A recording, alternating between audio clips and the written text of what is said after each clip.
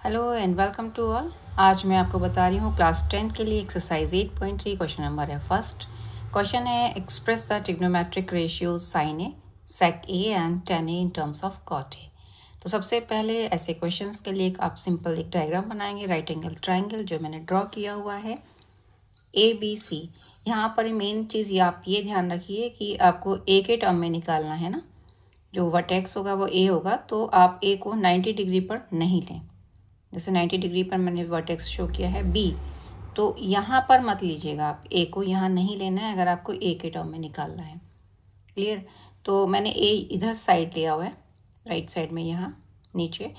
तो अब ए के साइड से आप देखिएगा 90 के अपोजिट जो साइड होता है दैट इज ऑलवेज हाइपोटेनस, और जिस पॉइंट से आप ले रहे हैं तो वो जो कनेक्ट करता है, एक तो हाइपोटेनस जाता है और दूसरा पॉइंट जाता है, दूसरी आर्म जाती है बेस के लिए।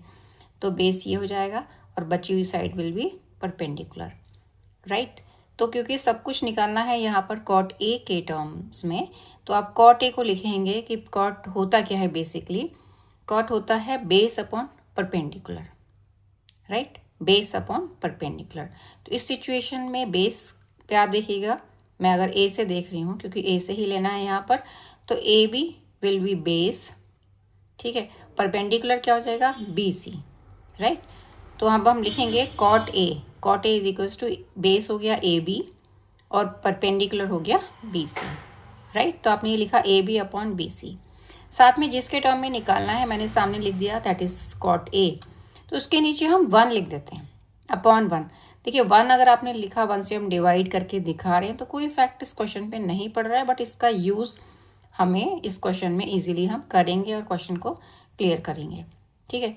अब इसके अकॉर्डिंग हम देखेंगे कि इसमें जो ए बी है वहाँ कॉट ए होना चाहिए और बी सी की वैल्यू है यहाँ पर 1, वो आप यहाँ लिख दीजिए इस डायग्राम में।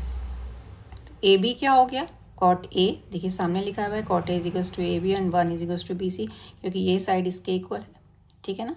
1 किसके लिए आ रहा है यहाँ, बी सी के लिए, हमने बी सी के लिए 1 कर दिया। अब बची साइड क्या, हाइपोटेनियस, जो कि 90 के अपोजिट है। तो ए सी साइड हम निकालेंगे, किसका यूज़ करेंगे यहाँ, पीजीटी का, पाइथागोरस थ्योरम का, कि हाइपोटेनस का square will be square of other 2 sides और उसका सम। दो साइड्स क्या क्या हैं, A B square and B C square. तो A B square plus B C square हमने लिख दिया और इसकी हमने वैल्यूज भी लिख दी। तो ए बी यहाँ पर था कॉट ए, तो कॉट ए बी स्क्वायर, यानी कि कॉट ए का स्क्वायर नहीं लिखा जाएगा, कॉट स्क्वायर ए, और बी सी स्क्वायर 1 का स्क्वायर 1 हो जाएगा, क्योंकि हमें फाइंड आउट करनी है सिर्फ ए सी, ना कि ए सी स्क्वायर, है ना। ए सी चाहिए थी साइड, तो हमने ए सी को यहाँ ए सी जो स्क्वायर है वो रिमूव करेंगे, तो ये हो जाएगा अंडर रूट, ठीक है। दूसरी साइड जाके इसका रूट हो जाएगा, तो कॉट स्क्वायर ए प्लस 1,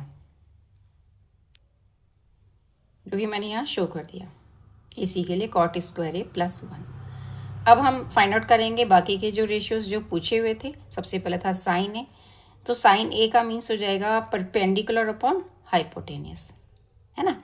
तो परपेंडिकुलर है इस सिचुएशन में बी सी, इसकी वैल्यू है 1, और हाइपोटेनियस क्या है, cot square A plus 1 under root, तो ये लिख दिया जाएगा perpendicular upon hypotenuse.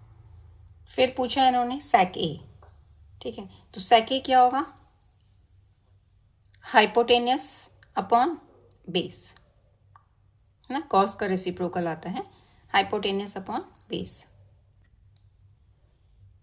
Under root cot square A plus 1 और अपॉन कॉट ए। इसको आप कॉट स्क्वायर ए प्लस 1 लिखा है, इसको आप मैं ऐसे भी कर सकते हैं कि 1 plus cot square A under root, तो कोई फर्क नहीं पड़ेगा, दोनों प्लस के ही हैं, कोई साइन में चेंजिंग नहीं है।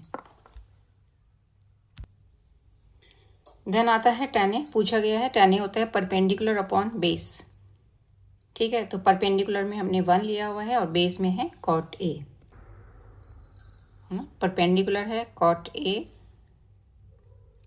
सॉरी परपेंडिकुलर है 1 और बेस है कॉट ए, तो 1 अपॉन कॉट ए, राइट। तो तीनों ही वैल्यूज निकाल दी गई हैं, बाकी की बची हुई 2 वैल्यूज और हैं, वो भी इसी के थ्रू इजीली निकल जाएंगी। तो आई होप ये क्वेश्चन आपको अच्छे से क्लियर हो गया होगा। ये सिर्फ कॉट ए के टर्म्स में ही नहीं है, ये किसी भी टर्म में, लाइक साइन ए के टर्म में भी हो सकता था, ये साइन से लेकर कोसेक तक सारे जो 6 रेशियोज होते हैं उसमें किसी में भी दिया जा सकता है। मेथड यही सेम रहेगा। तो आई होप ये वीडियो आपको अच्छा लगा होगा, यूज़फुल लगा होगा।